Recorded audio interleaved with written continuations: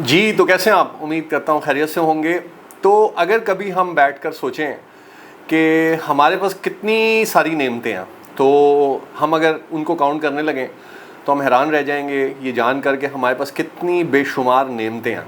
लेकिन क्या आप जानते हैं कि इन सारी नेमतों में से सबसे बड़ी नेमत कौन सी है?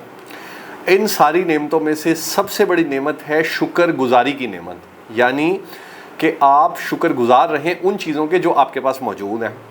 अब सवाल ये पैदा होता है कि शुक्रगुजारी क्यों सबसे बड़ी नेमत है? इसलिए कि शुक्रगुजार होने के लिए, किसी का भी शुक्रगुजार जब आप हों, तो शुक्रगुजार होने के लिए सबसे पहले एहसानमंद होना ज़रूरी है, और एहसानमंद होने के लिए खुश होना ज़रूरी है। ज़ाहिर है, अगर आपके पास कोई नेमत है, कोई चीज़ है, फ़र्ज़ कर लीजिए कि आपके किसी दोस्त ने आपको कोई चीज़ गिफ्ट दी है और वो आपको बहुत पसंद आती है, आप उसकी वजह से खुश होते हैं, आपको उसकी वजह से फ़ायदा होता है, तो आप उसके एहसानमंद होते हैं और उसका शुक्रिया अदा करते हैं।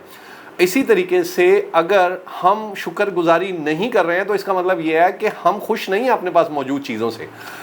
तो अगर हम सिर्फ हर रोज़ ये सिर्फ बैठकर सोचें कि हमारे पास क्या क्या नेमतें हैं, मिसाल के तौर पर अभी आपके इल्म में है कि कुछ दिन पहले एक हादसा हुआ जिसमें एक पाकिस्तानी बहुत बड़े बिजनेसमैन जो एंग्रो ऑलपर्स के मालिक थे और उनके जो बेटे थे उनकी डेथ हो गई।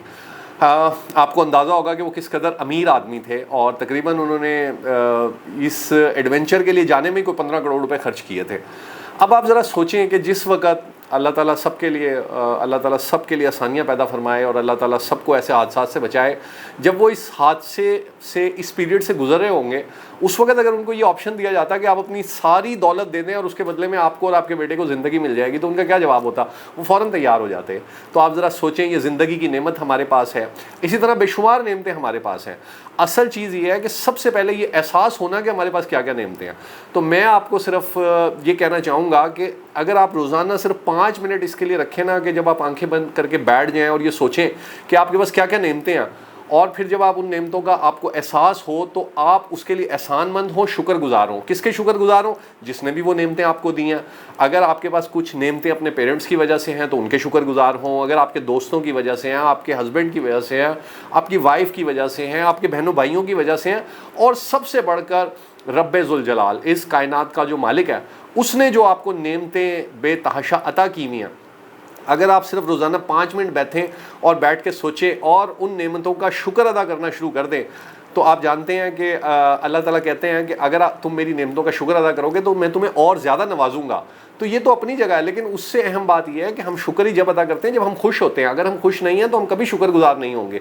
इसीलिए शुक्रगुजारी सबसे बड़ी नेमत है कि ये आती ही उस वक्त है जब खुशी होती है। तो इसलिए रोज़ाना बैठा करें, सोचा करें कि क्या क्या नेमतें हैं जो अल्लाह ताला ने आपको दी नहीं है, और जब वो सारी नेमतों का आपके अंदर रियलाइजेशन आए तो आप अल्लाह ताला का शुक्र अदा किया करें। ना सिर्फ इसकी वजह से आपके पास नेमतें और बढ़ती चली जाएंगी, बल्कि आप देखेंगे कि आप खुश रहना शुरू हो जाएंगे। अगर आपके पास कुछ भी नहीं है ना, तो आप सिर्फ इसी बात पर खुश हों कि आप जिंदा हैं, आपके हाथ पांव सलामत है, आप देख सकते हैं, आपके आँख हैं, नाक हैं, कान है, और इसके अलावा फिर हर चीज़ जो आपके पास है। सिर्फ 5 मिनट ये रोज़ाना करना शुरू कर दें। ये ऐसी थेरेपी है कि जो आपको कहीं से कहीं ले जाएगी। यही हमारी आज की वीडियो थी और यही मेरा मैसेज था आपके लिए। होपफुली आपके लिए फ़ायदेमंद साबित होगा। अगर मैसेज अच्छा लगे तो ज़रूर अपने दोस्तों से शेयर कीजिएगा और चैनल को सब्सक्राइब भी ज़रूर कीजिएगा। Thank you very much. अल्लाह हाफ़िज़।